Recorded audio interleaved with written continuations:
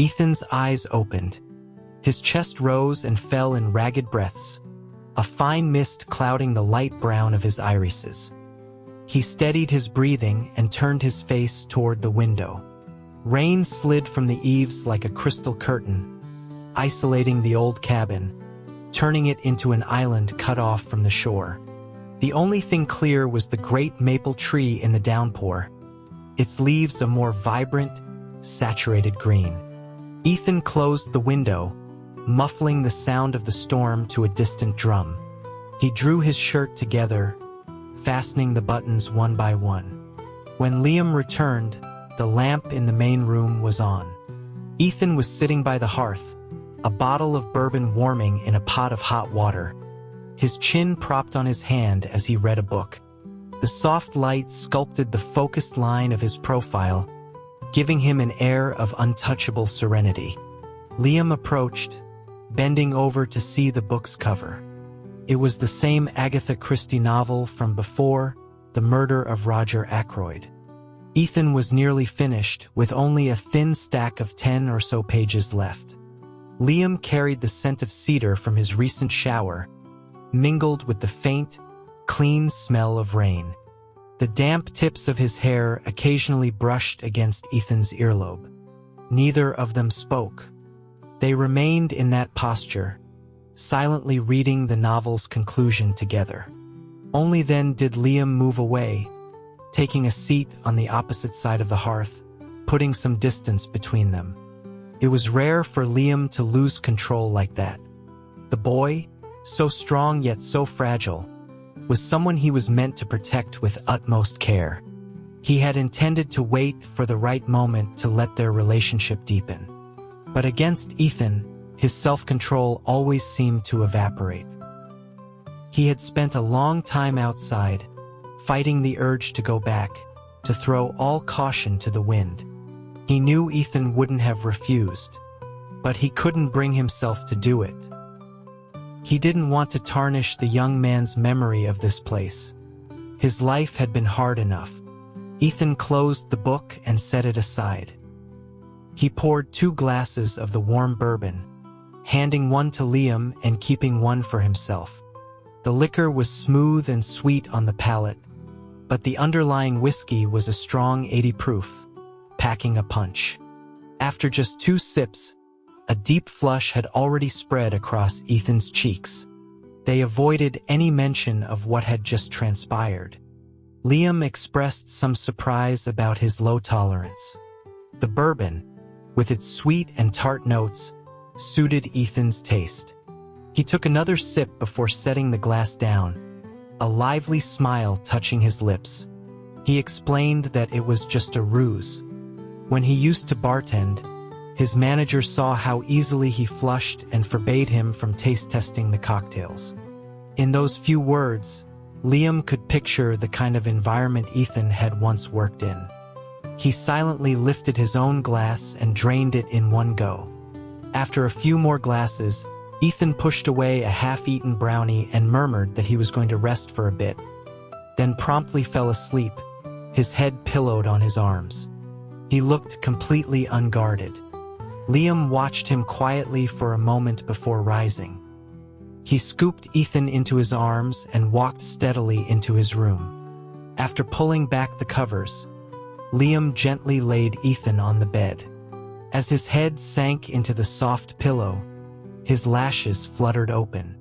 His eyes, darker now with the haze of drink, seemed more intense than usual. He said Liam's name, the sound of it lingering in the air. He raised a hand, his palm warm for once, and touched Liam's face. His lips formed a question about Liam's well-being, followed by a soft apology before his eyes closed again. His hand fell away as he drifted back into a deep sleep.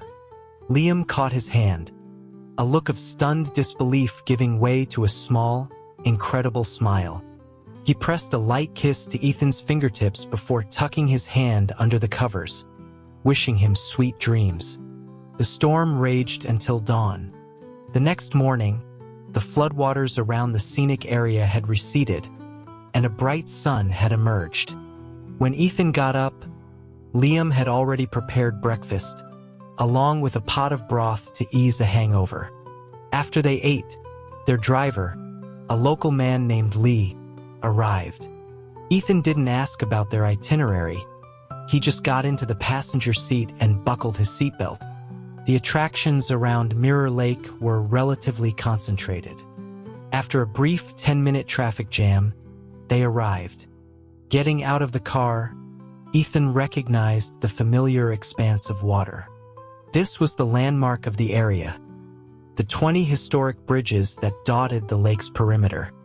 He had seen them depicted on a deck of souvenir playing cards. The bridges weren't connected but scattered across different parts of the lake, too far to cover on foot in 2 days. There was a ferry, but it was mobbed with tourists. After a short discussion, they decided to rent a bicycle. The sun was out but not scorching, making a ride around the lake feel like a pleasant diversion. Holiday crowds meant that it took several rental spots before they found the last available bike. A pink tandem with a basket.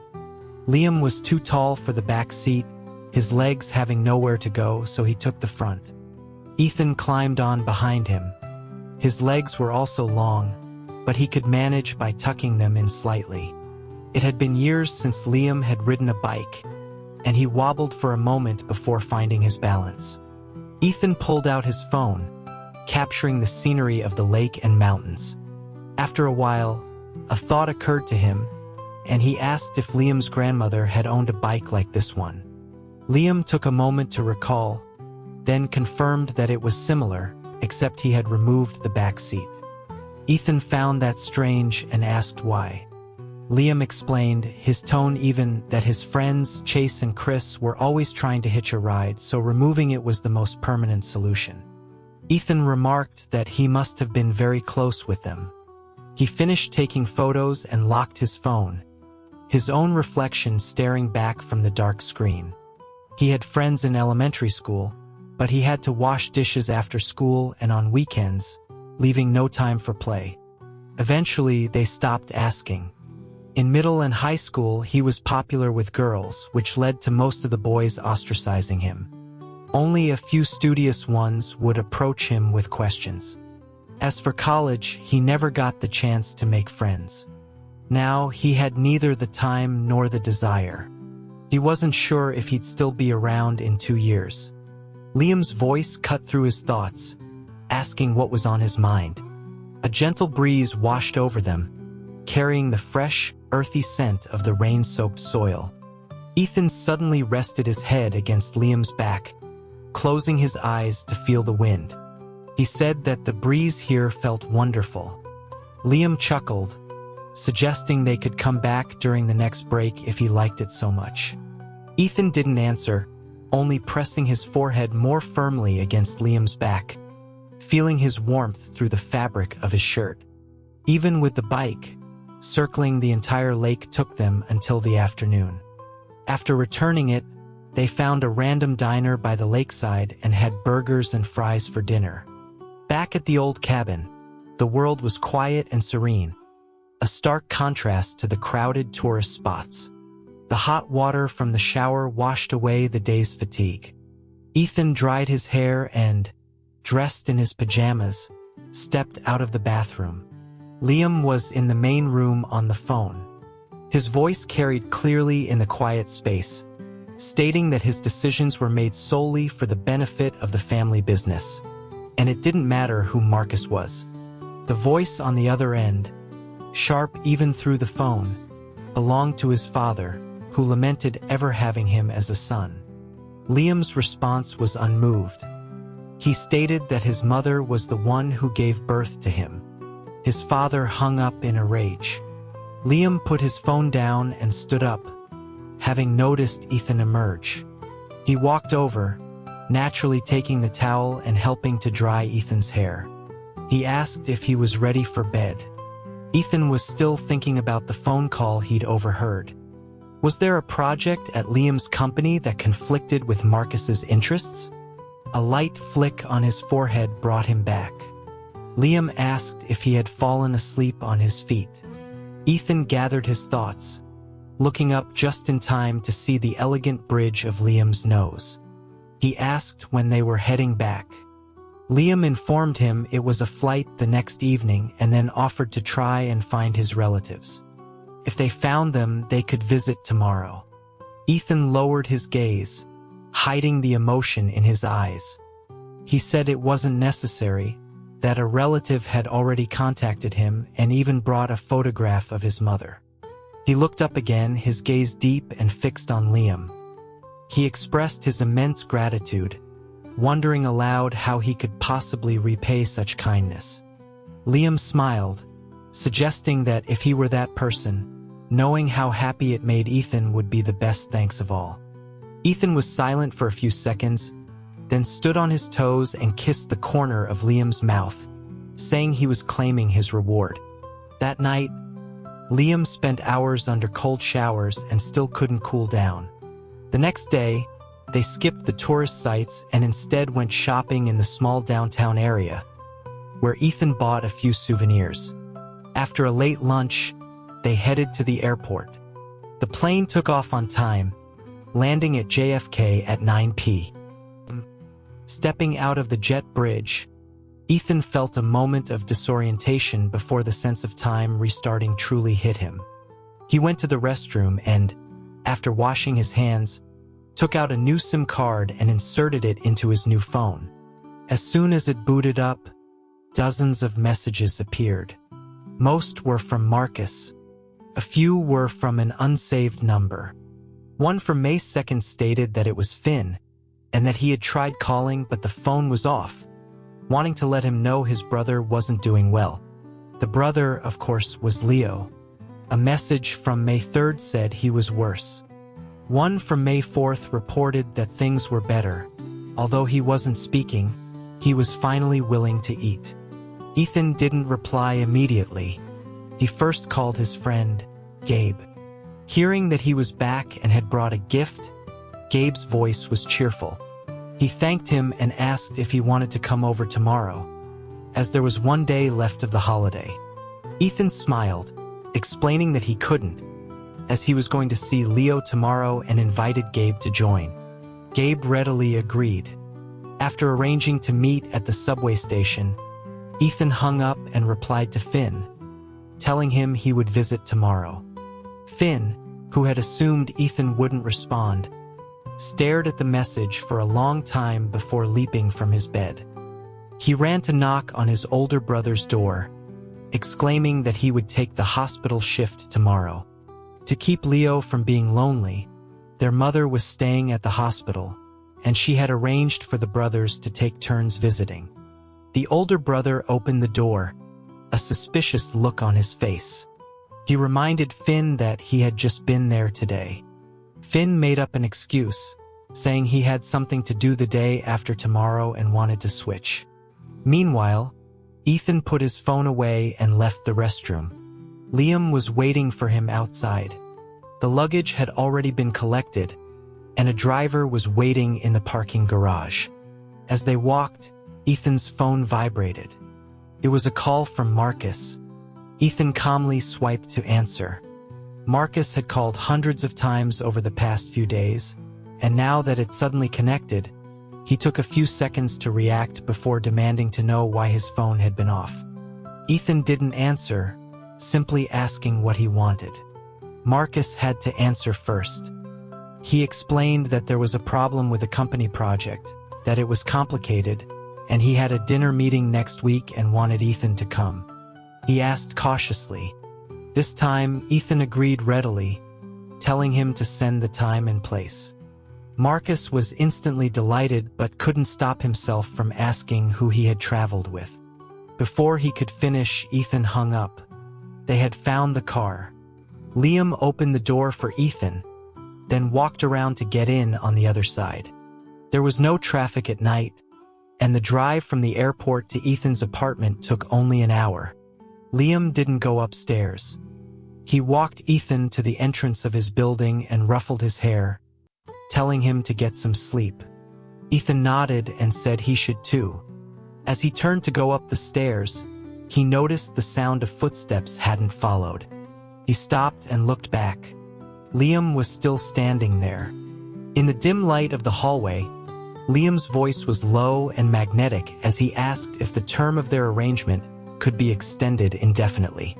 After a few seconds of silence, the motion-activated light went out, only to be triggered again by the boy's clear voice. Okay. Back in his apartment, Ethan leaned against the wall for 15 minutes. It was a method his doctor had taught him, and while it hadn't completely cured his neck problems, it had certainly helped a lot recently. He closed his eyes, replaying Liam's phone call in his mind, word for word. My decisions are made solely for the benefit of the family business. It doesn't matter who Marcus is. The two sentences were connected, referring to the same thing. Ethan pondered the link between them. Liam had made a decision that would harm Marcus's interests. Marcus's company specialized in laser crystals and optical communication devices, a completely different field from Liam's conglomerate. Unless Liam's new decision conflicted with the project Marcus and Julian were about to start. That would explain why both Marcus and Julian were in such a hurry to finalize their partnership, unwilling to wait 2 months, scheduling a dinner to sign the contract next week. Ethan opened his eyes. He couldn't be certain if his guess was correct, but as for what Liam's actions signified, he didn't dwell on it. A fine sweat had beaded on his forehead. The 15 minutes were up. He went straight to the bathroom for a shower. In the small, steam-filled space, an image of the university-owned apartment surfaced in his mind.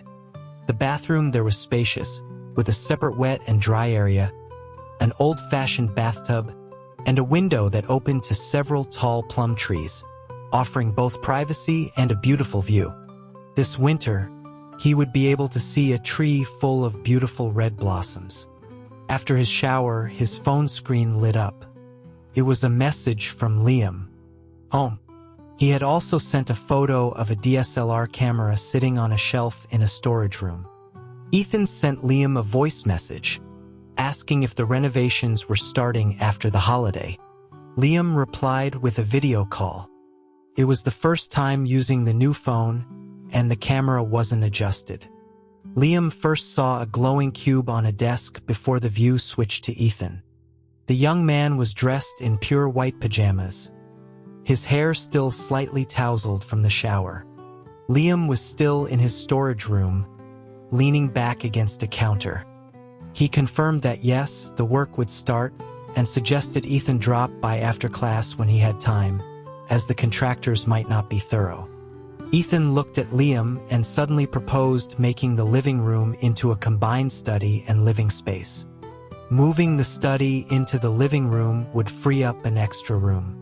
They had never discussed living together before. Ethan's suggestion could be interpreted as a simple preference for that style of renovation, or it could mean he was leaving a room for Liam. Liam didn't point it out, just smiled and said it was his apartment, his decision. And so it was settled. They talked until Ethan's hair was completely dry before Liam ended the call. Exiting the chat with Ethan, Liam went into a group chat with his 2 friends and started a private message with Chris. He asked when he was free. Chris replied instantly. For anyone else, he was never free. For him, he was always free. Liam got straight to the point, explaining that Ethan really liked them and asking Chris to invite him out more often. Chris was floored, asking if he meant Ethan. He was ecstatic that Ethan liked him and said he'd gladly take him out, but wasn't Liam afraid he'd be a bad influence? Liam wasn't worried at all, just telling him not to interfere with his study time. Chris grumbled about all the requirements but promised to complete the mission perfectly. The next day, Ethan was waiting for Gabe at the exit of the hospital subway station. Soon, Gabe appeared, spotting Ethan from afar and waving enthusiastically over the heads of the crowd. Optimistic and sunny, he was exactly Julian's type. Ethan raised a hand in return. Gabe ran over, apologizing for being late because the previous train was too crowded. Ethan smiled and said he had just arrived too. He handed over the souvenir, saying that while everything was available online now, it was the thought that counted. Gabe grinned, accepting it and stuffing it into his bag, remarking that it was different because local products didn't have preservatives. Gabe had bought several bags of fruit at a stand on the way, but it was Ethan who helped him pick them out. Gabe marveled the whole way, impressed at how Ethan could pick the best apples and peaches and even haggle. These were simple skills, but Gabe came from a well-off family, and none of the guys he knew were like Ethan. He was full of admiration and affection, chattering non-stop. Ethan was extremely patient, responding to all of Gabe's topics and never finding him noisy. By the time the elevator stopped on the 15th floor, Gabe had already unofficially declared Ethan his best friend. As they stepped out of the elevator, they saw Finn leaning against the wall outside room 1503, glancing intermittently toward the elevators. When he saw them, he quickly looked down, pretending to be absorbed in a game on his phone. Ethan approached and asked if his aunt was inside. Finn replied nonchalantly that he could just open the door and see for himself. But his heart was pounding. Only after Ethan and Gabe had passed did he press a hand to his wildly beating chest and hurry in after them. Their mother wasn't there. The room was quiet. Leo was lying on his side, motionless. He knew Ethan had arrived. He had heard his voice and smelled that all-too-familiar scent of cedar. His fingers clenched the bedsheet tightly as he kept his eyes shut, feigning sleep. Gabe put the fruit down and tiptoed over for a look, then whispered back that Leo seemed to be asleep. Ethan knew he was awake. He gave a faint smile and told Gabe he could leave if he had things to do. He had nothing planned and would wait a while. Gabe actually wanted to chat more with Ethan. It was just so comfortable talking to him, but he knew it wasn't appropriate in a hospital room. He tapped his phone and whispered that he'd be in touch, and left after Ethan nodded. Finn watched their entire interaction. He didn't know Gabe, but seeing how friendly and patient Ethan was with some kid left a sour taste in his mouth. He knew his own bad temper was what had offended Ethan, but he couldn't bring himself to apologize. He forced out a stiff offer to go buy breakfast and asked if Ethan wanted anything. Surprisingly, Ethan replied, asking him to bring back a bottle of water. Finn felt like he was walking on cotton as he left the room. Once the door closed, Ethan looked at the back of Leo's head. He knew he wasn't sleeping and told him he had brought a souvenir, a strawberry-flavored pastry. Leo's eyes flew open, his hand nearly tearing the sheet. He asked if Ethan had gone on a trip with his boyfriend. Ethan's reply was light and airy. He said they had gone to their hometown. Leo didn't know where their hometown was, nor did he care. He was just so bitter he wanted to cry. A trip with Liam. That was something he had only ever dreamed of. Part of him wanted to scream that the person he loved was Liam, and he didn't want to hear his name from Ethan's lips. Another part of him yearned to hear every little detail about him. Liam had always been untouchable, high above him. Every scrap of information he could gather was precious, recorded in his diary. But now, Ethan had brought Liam so close, and in a short time he had discovered a more charming, more captivating Liam. Leo bit his lip, suppressing the urge to confess. He threw back the covers and sat up, finally turning to face Ethan. Ethan met his gaze and pointed to the fruit, explaining that Gabe had bought apples and peaches and asking which one he wanted him to peel. 2 words escaped Leo's pale lips. Apple. Ethan picked one up and began to peel it, the thin skin spiraling down unbroken. The only sound in the room was the soft scraping. Finally, Leo broke the silence, asking why Ethan was dating Liam's uncle if he liked Marcus. His gaze was intense, as if searching for a clue on Ethan's face. The apple was peeled. Ethan set down the knife, his calm features showing a flicker of confusion. He seemed genuinely perplexed, asking why Leo would think he'd like someone who didn't respect him. Leo was speechless. Marcus had family, money, and good looks. For most people, wasn't it normal to like him? His own friends often asked for Marcus's number. In the circle of people Ethan knew, Marcus was at the top. Leo's mouth remained shut, his hands gripping the blanket, his eyes turning red again. Ethan came over and offered him the apple, asking with feigned innocence if his wound still hurt. Large tears rolled down Leo's cheeks. He hadn't cried since the incident at the ice rink. He clutched his chest, saying it hurt so much. He refused to speak further, didn't take the apple, and turned to lie back down, his body shaking with silent sobs. Just then, Finn burst through the door, carrying bags of food. He was sweaty and out of breath from running, but he quickly composed himself with a cough. He tossed a bottle of water to Ethan. Since Leo wasn't eating the apple, Ethan took a bite himself and then a few sips of water. He told the back of Leo's head to get well soon and that he would visit again in a while. Leo didn't respond, but Finn interjected that he would probably be in the hospital for another 2 or 3 months. Their mom was worried he'd have a breakdown if he was discharged while he was still so sullen and quiet. Ethan said nothing more and left. Finn wanted to run after him, but his feet felt glued to the floor. What would he even say? The guy already had a boyfriend, and it was Liam of all people.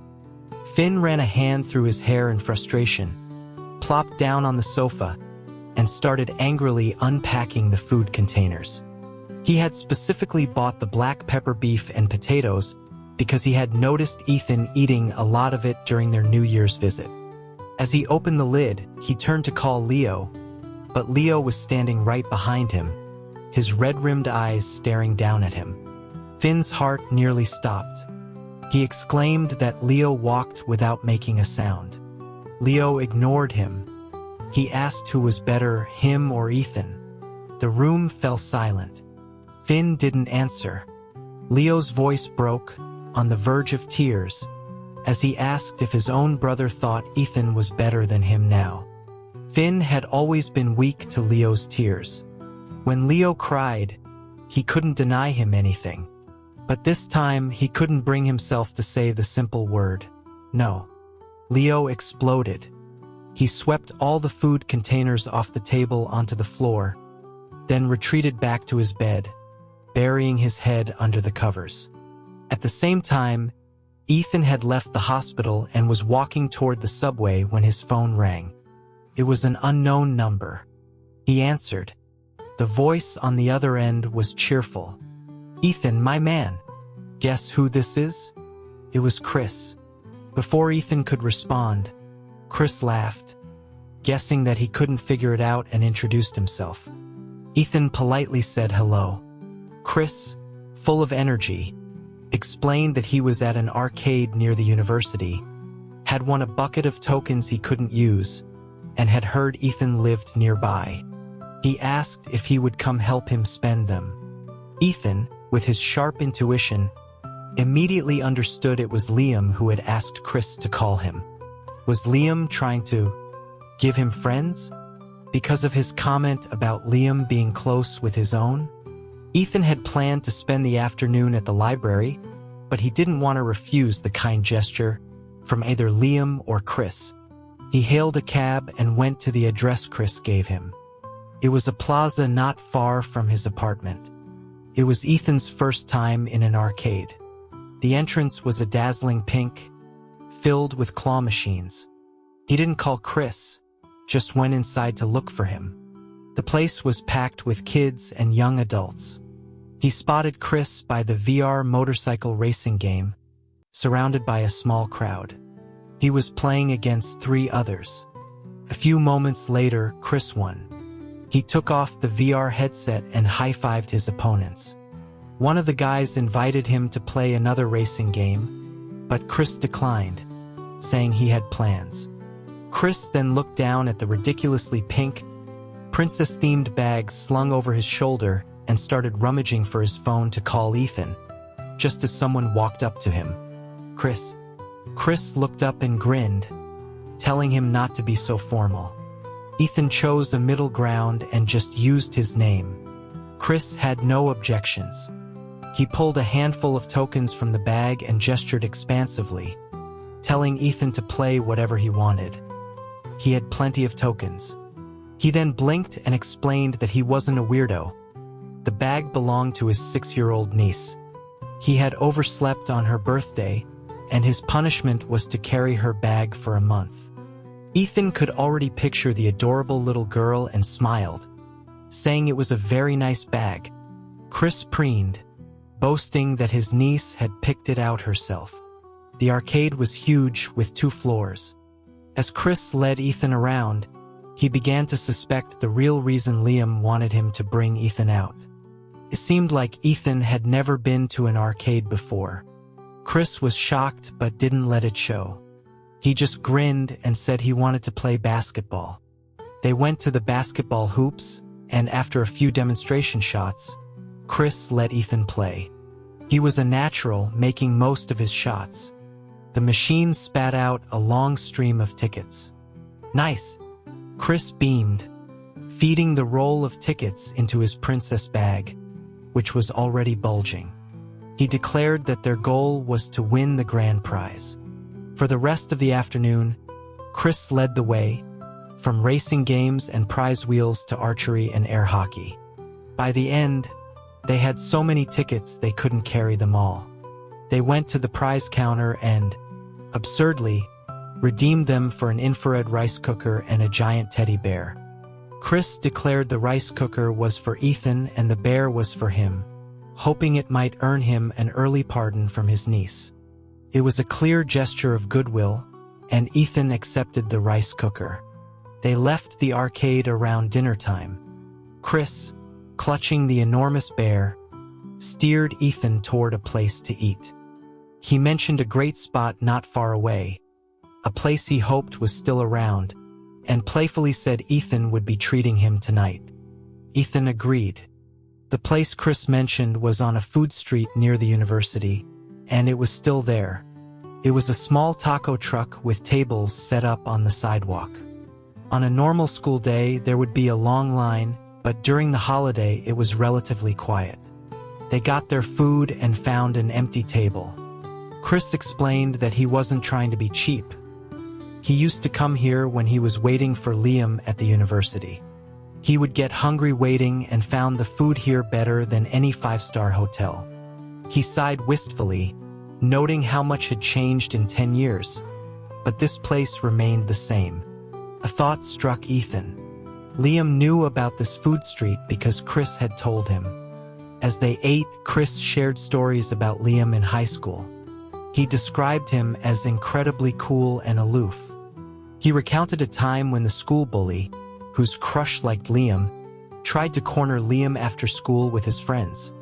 Chris laughed so hard he cried, explaining how Liam had simply brought the dean of students with him, and the bully had frozen on the spot. Ethan listened quietly, intently. The Liam in Chris's stories was different from the man he knew now, yet also the same. It was a version of Liam he had missed. After they finished eating, just as Ethan paid the bill, his phone rang. It was Liam, asking where he was and saying he would come pick him up. Chris took the hint, bid Ethan a cheerful goodbye with his bear, and promised they'd hang out again soon. Ethan agreed. Chris went one way, and Ethan walked toward the entrance of the food street. He hadn't gone far before he saw Liam approaching in the distance. It was around 8 o'clock, and the sky was dark, lit by the neon signs of the small shops. Ethan's steady pace quickened.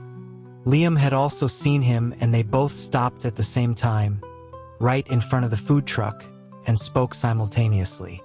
"Have you eaten? You got a rice cooker?" Ethan answered first, explaining it was a prize from the arcade games. Liam naturally took the box from him, then answered his own question, saying he had eaten at the office while handling some work. Ethan thought of Liam's new business decision. He stopped walking. His light-colored eyes were filled with a complex emotion. He wanted to ask Liam, for the first time, if he had noticed. Liam, who had continued walking, realized after a few steps that Ethan wasn't beside him. He turned back, his dark eyes calm. "What's wrong?" Their eyes met. After a few seconds, the emotion in Ethan's eyes receded. He shook his head and caught up to Liam, saying it was nothing. Back at Ethan's apartment, Liam stayed until nearly 10. The next day was a school day, so Ethan read for a bit, showered, and went to bed. The following week was a blur of classes, lab work, and checking on the renovations at his new apartment. Liam was also busy, their only contact being a nightly video call that lasted about an hour. On Friday night, Liam sent a design for a bookshelf with a built-in fish tank and then started a video call to ask if he liked it. The design, with a long, illuminated aquarium set between walnut bookshelves, was stunning.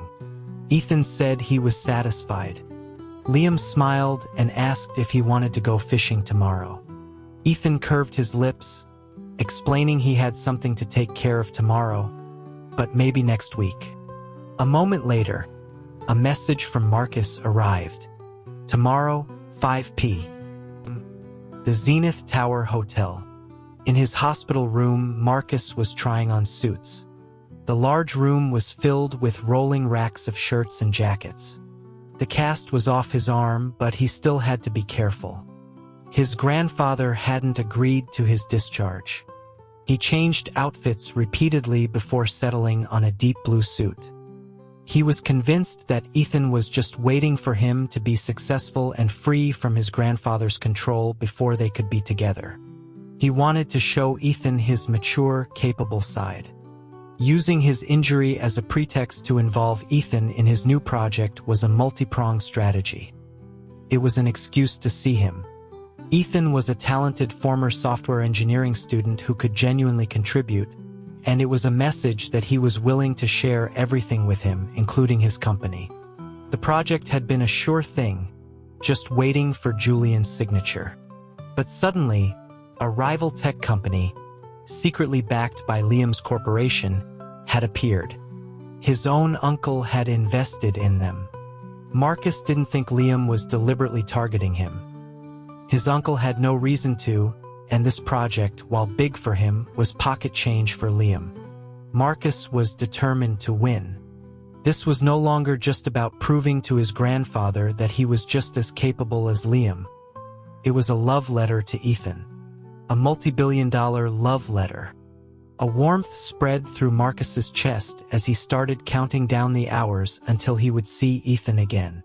The next day arrived. At 3 o'clock, Marcus was already at the Zenith Tower, waiting. At 4:30, Ethan arrived. Marcus explained the project's complication, his gaze never leaving Ethan's face. He told him not to worry, that his partner, Julian, was even more anxious to sign than he was. His expression was full of tenderness as he explained that he brought him today so he could learn things he wouldn't in school. He coughed, mentioning that when he eventually joined the company, his uncle's company, he could introduce them. He described his uncle as a formidable figure. At the same time, Liam received a call from his assistant. The assistant reported that Julian and Marcus were meeting at the Zenith Tower today. Liam, busy with documents, paid little mind. The tech company he invested in was promising.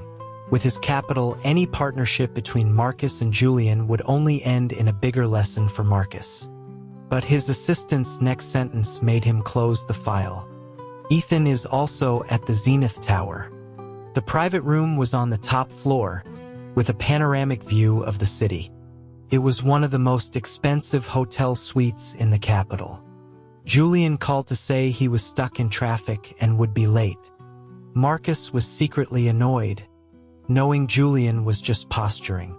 Since Liam's company had entered the market, the landscape of the electronics industry was about to change drastically. Knowing his uncle's aggressive style, Julian's family-owned electronics company was in a precarious position.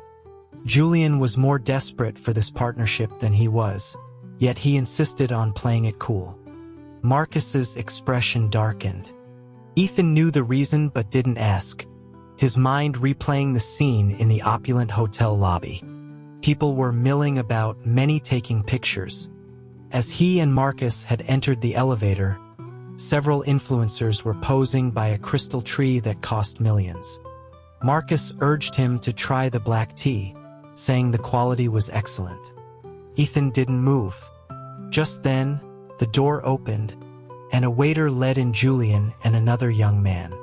Julian's eyes went straight to Ethan, a knowing smile spreading across his face. The young man beside him, however, subtly glanced at Marcus.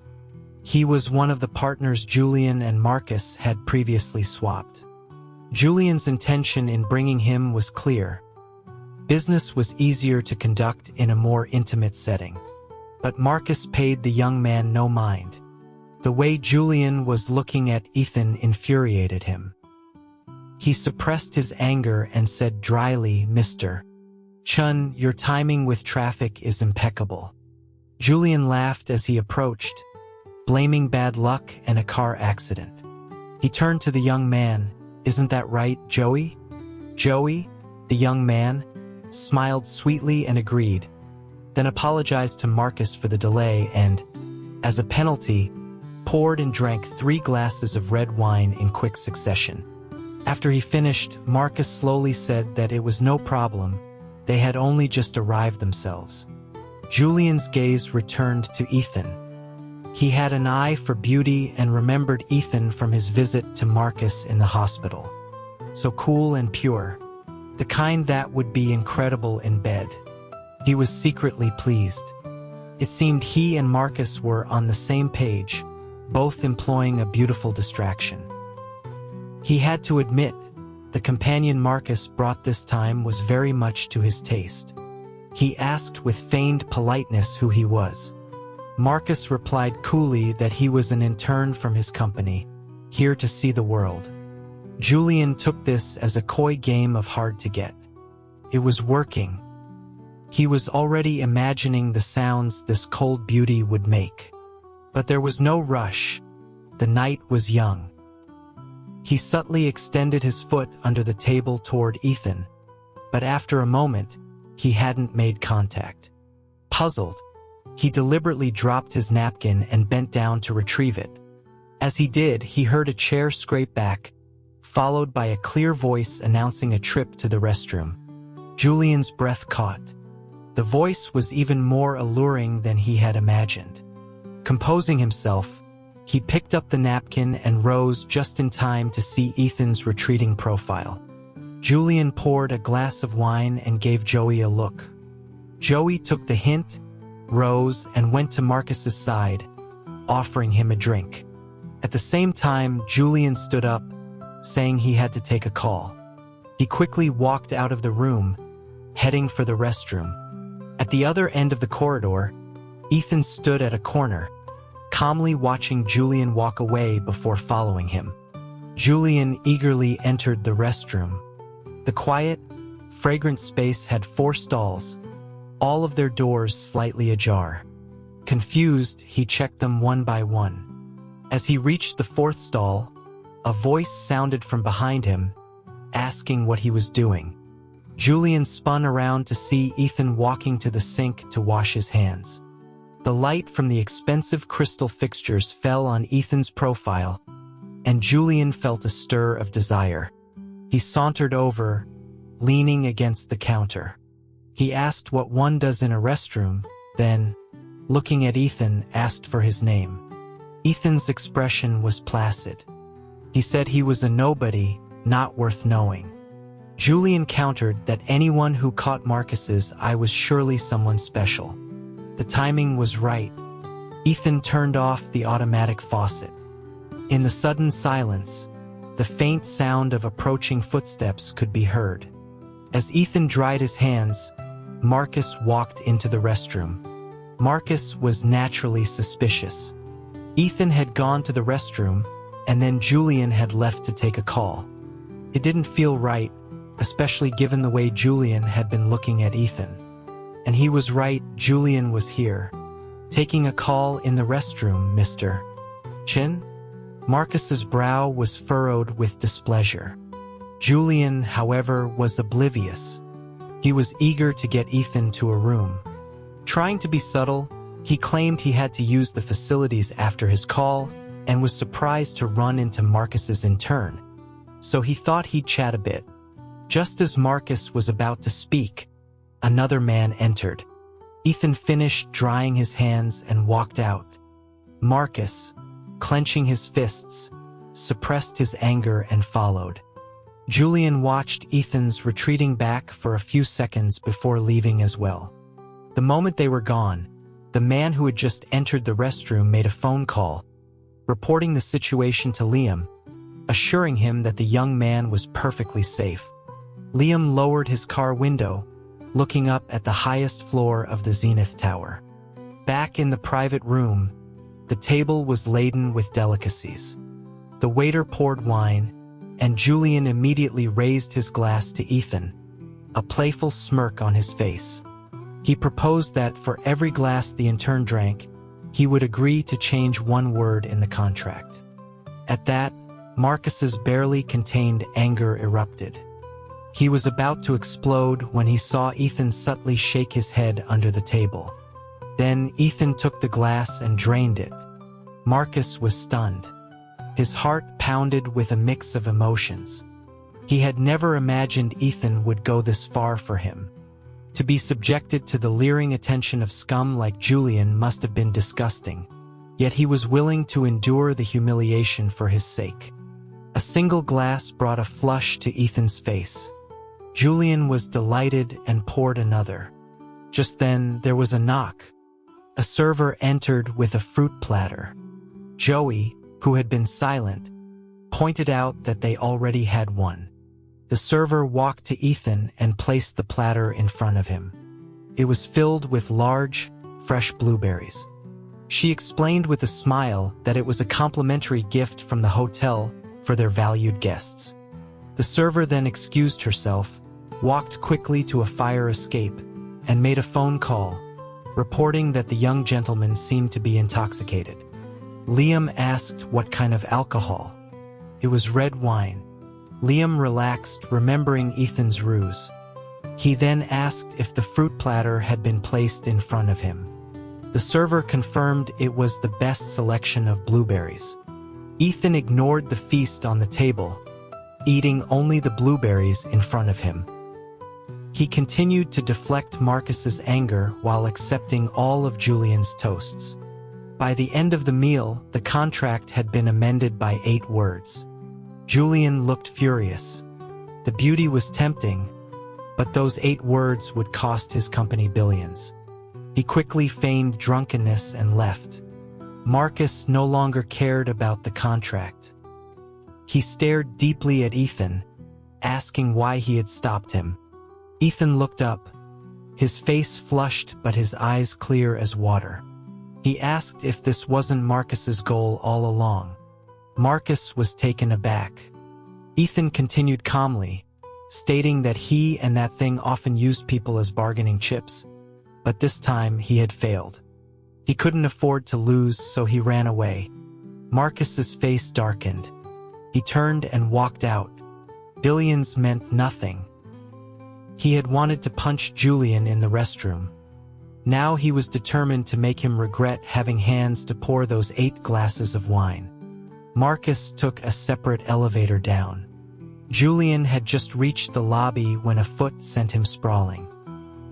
He landed with a heavy thud, his nose instantly gushing blood. The sudden violence shocked the surrounding crowd. Joey looked back, saw it was Marcus, and wisely retreated. The lobby manager rushed forward, but Marcus warned that anyone who interfered would end up like Julian. The manager recognized the 2 wealthy scions and froze, signaling the front desk to call the police. Despite his own injuries, Marcus had no trouble grabbing Julian and beating him, starting by dislocating both his arms. Ethan stepped out of the elevator just in time to hear Julian's horrific scream. Many people in the lobby were filming with their phones. Ethan's face was calm as he walked away from the back of the crowd. He stepped through the revolving doors, leaving the chaos behind. Outside, the city was a river of traffic and light. Ethan didn't hail a cab. He walked slowly along the sidewalk. Not far from him, a tall figure followed at a discreet distance. After crossing an intersection, he came across a street vendor selling roasted sweet potatoes. The enticing aroma drifted through the air. Ethan changed direction and bought one.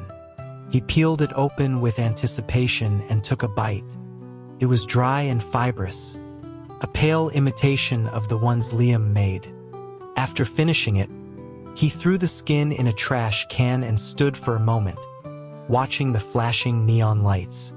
A relaxed smile spread across his face as he pulled out his phone and dialed Liam's number. The call connected almost instantly, the man's voice laced with a smile. He said he had handled things. Ethan walked slowly, a smile playing on his lips, and confirmed that he had. As Ethan slowed his pace, Liam did as well, his eyes full of amusement. He remarked that Ethan sounded happy, so it must have gone well. Ethan agreed, then suddenly stopped. Liam stopped with him. "Liam," Ethan called out, "I just bought a roasted sweet potato.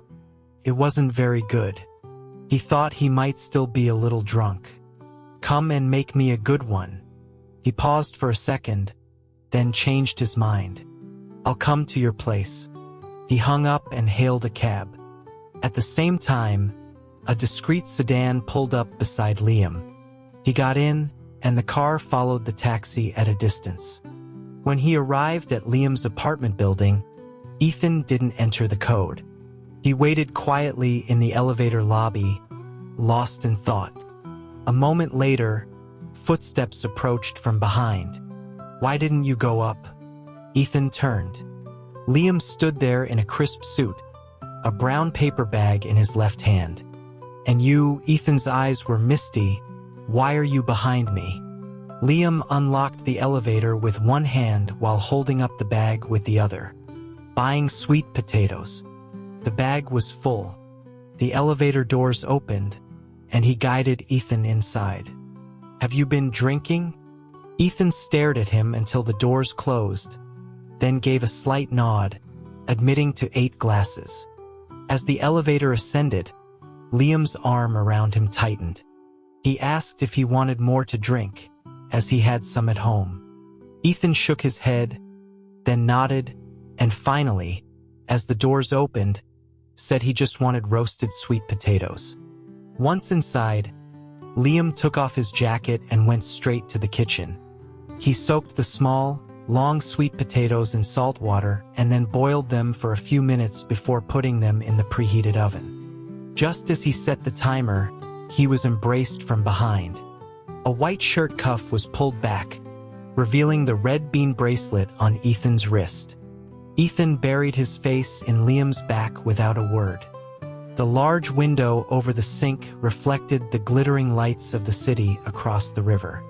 Liam turned and pulled Ethan into a deep hug. He told him to go sleep if he was tired. He would call him when the sweet potatoes were ready. Ethan shook his head in his arms, his hold tightening. Liam suddenly smiled, his lips brushing against the soft hair on Ethan's head. He murmured that he was starting to wish Ethan would get drunk every day. At that, Ethan looked up, his clear eyes reflecting Liam's face. "I'm not drunk. I am," Liam said, and closed the distance between their lips. The kiss was not fierce but gentle and lingering, like the first spring rain. Liam held Ethan's waist and lifted him onto the counter. Ethan's back pressed against the cool glass, his arms naturally wrapping around Liam's neck. The air filled with the sweet, rich aroma of roasting sweet potatoes. When the oven dinged, Liam finally broke the kiss. The sweet potatoes were infinitely better than the one Ethan had bought. He must have been truly hungry because he ate the entire plate. Liam then made him a sobering soup. He told him not to go back tonight, that he would take the guest room and Ethan could sleep in his. Ethan went to Liam's bedroom. It was larger than the guest room with a bigger bed. After showering, he found a new set of pajamas laid out for him. The mattress was firm, just as he liked it. An adult man of 6 feet, he took up only a small portion of the bed as he fell into a deep sleep. In the guest room, Liam's phone rang. It was his uncle. Liam silenced it and tossed it aside, heading for the bathroom. Meanwhile, Marcus, his clothes stained with blood and his face bruised, was crouching outside Ethan's apartment, refusing to go to the hospital. His father was exasperated, telling him he was going to give him and his grandfather a heart attack. Marcus snapped at him to leave him alone. Unable to reach Liam and afraid to tell his own father, the man could only plead with Marcus to get checked out. Worn down by the nagging, Marcus's eyes rolled back, and he collapsed. The next morning, as Ethan was finishing breakfast, he received a message from Gabe asking if he knew who Marcus was. Gabe had seen Marcus a few times when Leo used to invite him to play hockey. He only knew him as a rich guy who always paid for their meals. This morning, he saw a local news alert. Though the faces were blurred, high-definition videos were already viral online. Gabe had guessed Ethan and Leo were related due to their similar features.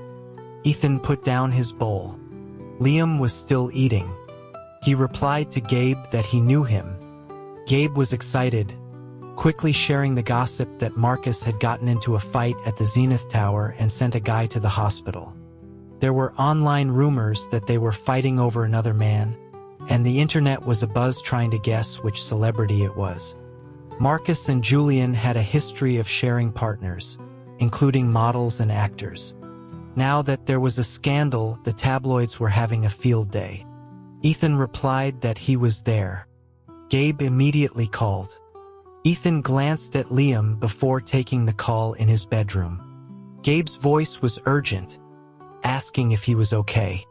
Ethan paused for a second, a small smile forming. "I'm fine." Gabe let out a long sigh of relief. Ethan recounted a censored version of last night's events. Gabe exploded over the phone, calling Julian an unevolved animal. He then apologized for his language. Ethan listened patiently as Gabe creatively cursed Julian. That garbage who had attempted assault didn't deserve someone as bright as the sun. As Gabe was talking, another call came in. Ethan excused himself and answered the new call. It was Mr. Chandler, Marcus's grandfather. He had found out about the incident this morning, confirmed Marcus's injuries were minor, and then systematically had the news and videos suppressed. His legal team was now suing Julian, who had just come out of surgery, reportedly with permanent damage. With Marcus's project ruined, Mr. Chandler was showing no mercy. After handling that, he had contacted the hotel manager, who described a beautiful young man but didn't know his name. Mr. Chandler assumed it was Leo. Furious that Marcus was still involved with him, his tone with Ethan was no longer cordial. He warned him that he had told him to control his brother. Ethan calmly replied that he would advise him to control his grandson. Mr. Chandler's voice hardened. Ethan continued, stating that he knew Marcus's personality best and that no one could influence him. Mr. Chandler's tone softened slightly, saying he was right, but that he had trusted Ethan with his grandson and felt let down. Ethan didn't fall for it, replying that if his words had no effect, his own would be even more useless. Mr. Chandler laughed, then excused himself and hung up. Ethan put down his phone. He stood quietly for a moment before going out. Liam was done eating and was now washing the 2 bowls in the kitchen, not using the dishwasher. Ethan watched his back. "Liam," he asked, Can you choose something more important than blood ties? Liam turned off the water. Many things. Why do you ask? Ethan's gaze was serene. I saw it online. I wanted to hear your answer. Liam put the clean bowls away and turned around, a smile on his face. What's your answer? The corners of Ethan's lips curved up. The same as yours. The news of Marcus's fight with Julian spread like wildfire. Finn was delighted. He couldn't stand either of them. Today was his day to stay with Leo, who was still hiding under his covers. Finn tried to cheer him up, showing him the video on his phone. Leo finally showed a flicker of interest. Finn narrated with gusto it was all because they were fighting over some guy. Are you annoying or what? Leo suddenly threw back the covers and slapped the phone out of Finn's hand. Can't you just leave me alone?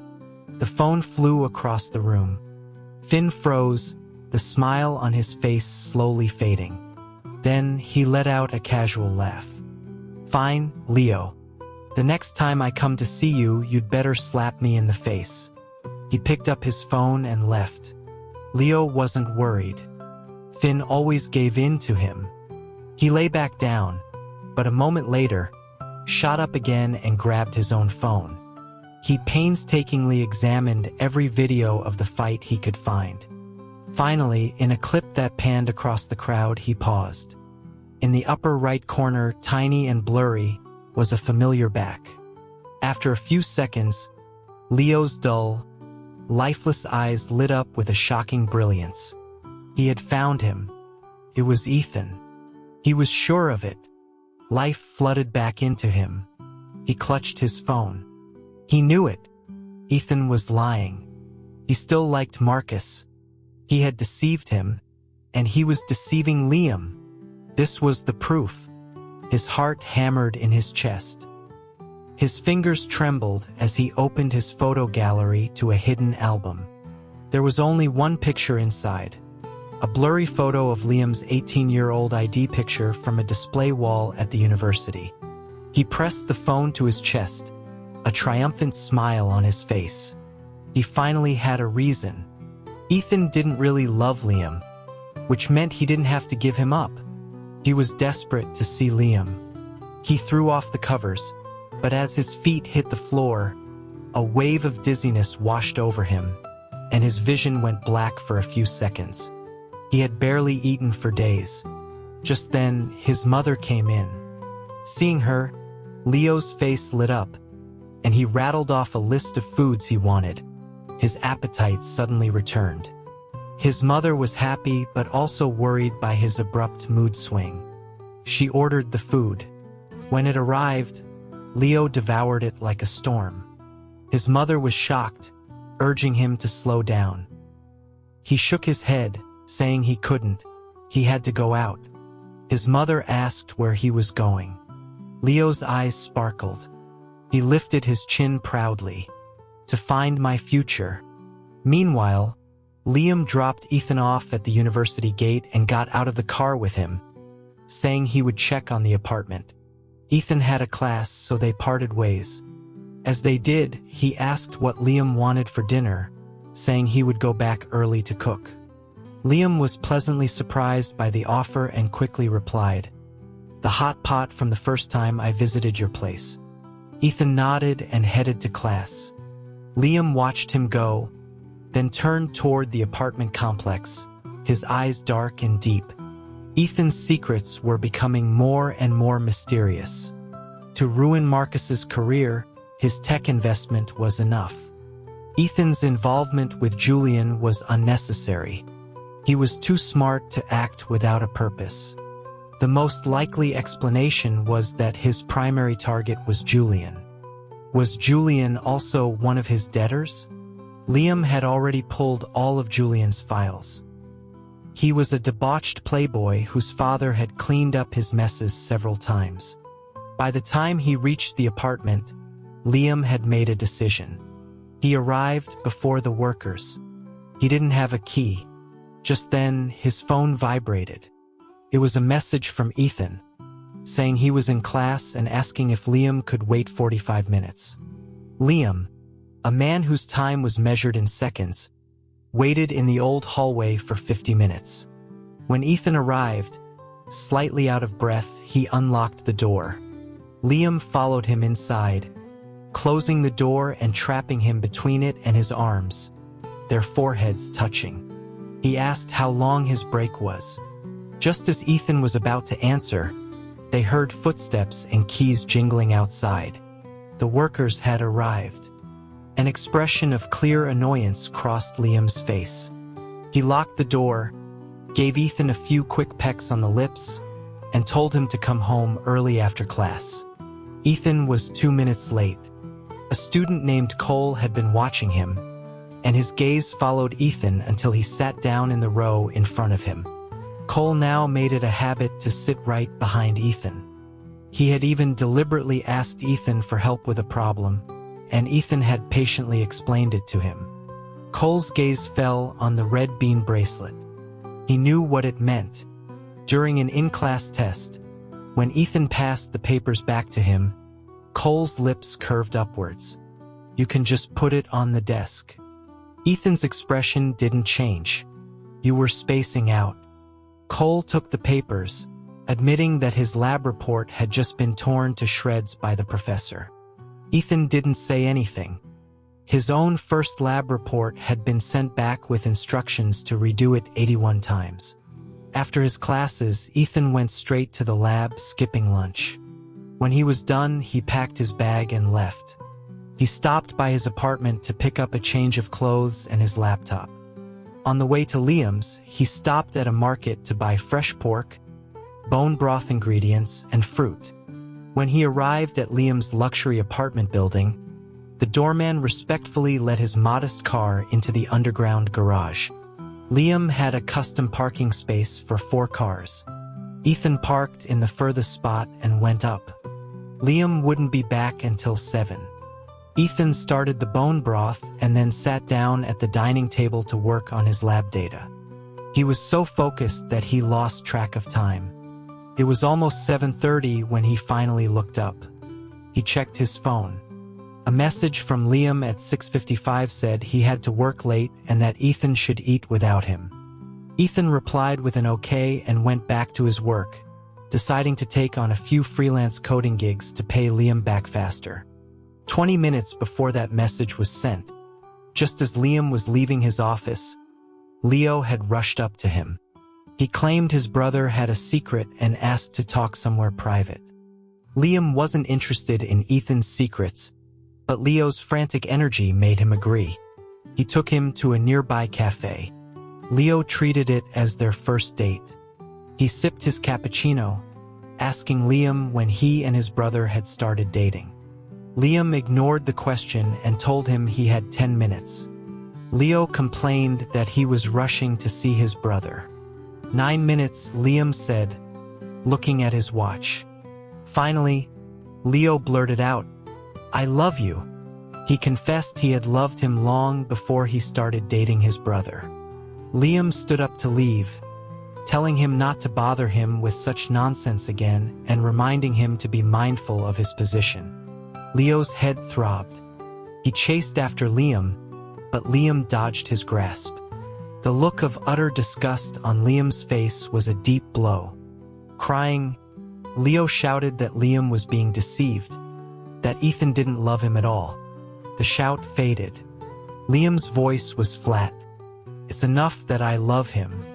Leo's world shattered. He couldn't believe those words came from Liam. He fumbled for his phone, dropping it, tears streaming down his face as he tried to show Liam the video screenshot from the hotel. By the time he looked up, Liam was gone. As the glass door swung shut, Leo caught a glimpse of a red bean bracelet on Liam's wrist. The same kind he'd seen on vacation, the kind his friends had urged him to buy for his own crush. His world went black and white. He wandered out of the cafe in a daze, straight into traffic. A screech of tires, a flash of bright light, and someone pulled him back just in time. His mother. She slapped him hard across the face, her voice cracking as she cried, "Are you crazy? Liam is with your brother." When Liam arrived home, the rich aroma of bone broth filled the air. Ethan was at the table, typing furiously. He heard Liam come in but didn't look up, saying he just needed 5 more minutes. A weight settled on his shoulder. Liam rested his chin there, placing a container of blueberries on the table and wrapping his arms around him and the chair. He whispered that he wasn't hungry, he would wait. 3 minutes later, Ethan finished his work, checked it and sent it off. Only then did Liam speak. "I'm here to collect my prize from our card game." He noticed Liam's low mood. He tried to turn his head, but Liam held him in place, kissing the spot behind his ear. "Use my supplementary card from now on. Your time is too valuable to waste on things like this." Ethan's long lashes fluttered. He closed the laptop. The dark screen reflected Liam's profile as he continued to place soft, simple kisses on his neck. It felt less like a prize and more like a wounded animal seeking comfort in its only safe harbor. "This doesn't feel like your prize," Ethan said softly. "Feels like mine." A real smile finally touched Liam's lips. He opened his eyes. "You're not wrong. What's mine is yours." Ethan was quiet for a few seconds. He had already planned to stop freelancing after paying Liam back for the medical bills. "Okay," he nodded. Liam gave him the card's security code and PIN, mentioning there was some cash in the associated account as well. He then asked if Ethan was free this weekend. Ethan had planned to be in the lab. "I'm free," he said. "Do you want to go fishing?" "You want to go fishing?" Liam's lips curved. "We'll schedule that for next week. This week, let's see a doctor." He was concerned about Ethan's naturally cold constitution. Ethan agreed. After dinner, they went to their separate rooms. Liam went to his study and opened an email that had arrived at 7:30. It contained several legally non-binding agreements. His assistant called, reporting that one person had agreed to testify. It was a 25-year-old actor who had retired last year. Officially, he went abroad to study, but in reality, he had been assaulted by Julian and was suffering from severe depression. He had been drugged and had no physical evidence. But now, with the promise of Liam's support, he was willing to come forward. Liam hung up the phone. The mention of assault made him think of Ethan. He reached for a pack of cigarettes in his desk but stopped himself, taking out a fruit candy instead.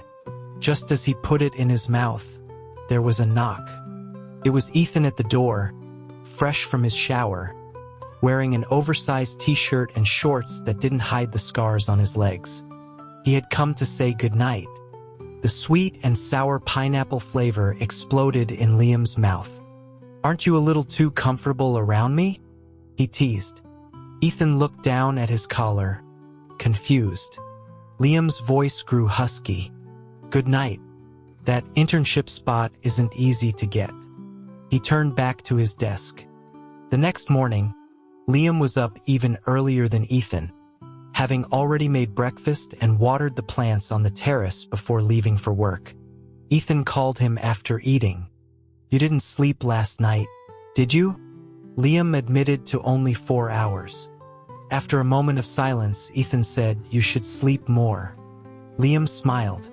"Miss me?" Ethan paused. Eating breakfast alone isn't as good. That admission tugged at Liam's heart. He promised to eat breakfast with him every day from then on. School, Finn was waiting for him. He looked more serious than usual. He told Ethan to get his eyes checked and then walked away quickly. Next, Cole was already in his seat when Ethan arrived. He told him his father was friends with a top ophthalmologist and that he should get checked soon. Ethan said Liam had already taken him, and there was nothing wrong. Cole let out a small, knowing laugh. Then Gabe called, having heard the news from somewhere, and insisted Ethan get checked because he and Leo were twins. Finally, Marcus appeared by the lab, still in a hospital gown, and tried to drag him to a prearranged appointment. Ethan calmly called security and reported a stranger in the building. Marcus pleaded with him, but Ethan ignored him and went inside the lab. After the guards escorted a compliant Marcus away, Marcus got in his car and tried to call Liam for advice, but the call went unanswered. Liam wasn't in a meeting. He just had no desire to answer. In his reception area, Julian and his father had been waiting for 2 hours. Liam had given instructions not to offer them so much as a glass of water. They were there to beg. Julian was furious, but his father knew they had no choice. The person they had offended was Liam. On Saturday, Liam took Ethan to a doctor. The diagnosis was as expected: a naturally cool constitution, not harmful but requiring management. The doctor suggested eating more protein and spending time in hot springs. A friend of theirs, Chase, owned the best hot spring resort in the neighboring state. Chris immediately called Ethan and arranged for them all to go the following weekend. As they were making plans, a call came in from Leo's older brother. He informed Ethan that Leo had been diagnosed with keratoconus in both eyes. The condition was progressing, but Leo was refusing treatment. He asked Ethan to come and talk to him. Liam waited for the call to end. Ethan was still looking at the fiery sunset. "He'll be even less likely to accept treatment if I go," he said calmly. He told the brother not to worry. After experiencing darkness a few more times, Leo would become scared enough to cooperate. After he hung up, Liam asked, "You're really not going?" Ethan turned to him. "Do you think I'm heartless?" Liam leaned over and pulled him into a hug, kissing his ear through his soft hair. "You handled that perfectly." Ethan hugged him back, closing his eyes and letting himself sink into the warm, safe embrace. He was so tired. He wanted to sleep. Liam carried him to the back seat, laid him down, and covered him with a blanket. Then he went back to the doctor's office. He returned with a grim look on his face. He drove Ethan straight to a private hospital for a full eye examination. The results came back clear. Ethan's eyes were perfectly fine. Liam's expression finally relaxed. That evening, he took Ethan to a high-end barbecue restaurant. For the first time in a while, Ethan had a real appetite. Back at home, he followed his usual routine and went to bed at 11. Liam went out to the terrace. He squatted down, checking the leaves of each potted plant. He thought of Ethan mentioning he liked blueberries because they were good for his eyes. Did he just care for his eyes, or was there a family history of eye disease? And what was the significance of March 4th, 2 years from now? The assistant called with an update on Julian's case. With Liam backing the accuser, more witnesses and victims were coming forward. One was a boy who had been 17 at the time. The lawyer said Julian was looking at a minimum of 3 years. The assistant added one more piece of information. Julian's instrument had been confirmed to be permanently damaged by Marcus. The mention of a 17-year-old boy made Liam's hand, which was holding a watering can, clench so tightly his knuckles turned white. He had an urge to go to Ethan, to hold him and promise him nothing like that would ever happen again. But he knew empty words were useless. He went inside, took out a cigarette, and went to the edge of the terrace to smoke, the white mist obscuring the city lights. He then made a call. "Tell the legal team. I want him to get more than 10 years. The next week passed. Ethan got a call from Leo's mother. She came to his apartment, looking haggard, and apologized tearfully for Leo's actions. She had found his diaries, filled with entries about Liam, and had followed him to the cafe. She had seen the whole confrontation. She couldn't understand how he could fall for his own brother's boyfriend. Ethan gave the weeping woman a hug, telling her she didn't need to apologize for someone else's mistakes. After she left, Ethan drove to the hospital. Outside Leo's room, he heard Cole's voice. "I knew you liked him at the ice rink." Leo's voice was defiant. "So what if I do? It's not wrong." Cole insisted that Liam was Ethan's boyfriend. Leo shot back that he had known and loved him first. He then accused Cole of liking Ethan too, which Cole didn't deny. Leo threw him out. When Cole opened the door, he saw Ethan and left. Ethan entered the room. Leo, seeing the faint bruise on his own cheek from his mother's slap, confronted him immediately. "That's right, I love Liam. Go ahead and yell at me." Ethan calmly said he wouldn't. He pointed out that no one was blaming him for liking Liam in the past. The issue was that he pursued him knowing he was with his brother. Leo, in his twisted logic, blamed Ethan, saying he was the liar for being with Liam when he supposedly liked Marcus. He showed him the blurry screenshot as proof. Ethan only asked one question. "Is this what you showed Liam?" Leo confirmed it, whining that Liam didn't even care, saying it was enough that he loved Ethan. The words "he loved Ethan" struck a chord deep inside Ethan. He fell silent. Leo, mistaking his silence for guilt, grabbed his hands, begging him to let Liam go, offering him anything he wanted in return. It was then that Leo saw the red bean bracelet on Ethan's wrist, identical to Liam's. "Leo," Ethan said, his voice firm. "This ends now." As Ethan turned to leave, Leo panicked. "Brother," his vision went black. He cried out that he couldn't see. Ethan paused, then continued walking out of the room. Leo stumbled after the sound of his footsteps and fell. He was left on the floor, calling out his brother's name in the darkness. At a supermarket near the hospital, Ethan bought some groceries. At checkout, he paused for 2 seconds before pulling out the black card Liam had given him. He knew now that Liam had discovered his plans. He just didn't know when or how much. On the way to Liam's, Gabe called, excitedly telling him about the celebrity who had come forward and accused Julian of rape. The news was the #1 trending topic. Ethan pulled over, his face buried in the steering wheel. He knew it was Liam's doing. At the apartment, Liam was on the terrace, arranging new potted plants. His mood was visibly good.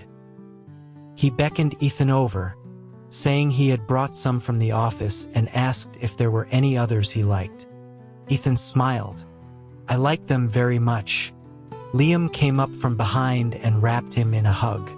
"When you graduate," he murmured, "we'll move into my old house. It has a big yard we can fill with flowers and fruit trees." "Liam," Ethan said after a long silence, 2 years from now, on March 4th, will you watch the sunrise with me again?" The weekend of the hot springs trip arrived. Chase and Chris were there, and the mood was light. But the fun was cut short when Leo's condition took a turn for the worse.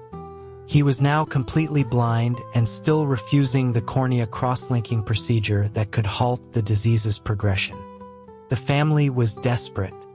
They had no choice but to call Ethan again. Liam waited outside the hospital room. He knew what Ethan was going to do. Ethan walked in. Leo was sitting on the bed, his empty eyes facing the window. He didn't turn. "They said you won't get the surgery," Ethan began. "What's the point?" Leo's voice was hollow. "I can't see him anyway. This isn't about him. It's always been about him." Leo finally turned, his face contorted. "You have him. You have everything. What do I have?" Ethan didn't answer. He walked to the window and described the sunset, the colors, the shape of the clouds, the way the light hit the buildings across the street. He spoke for a long time, his voice calm and steady.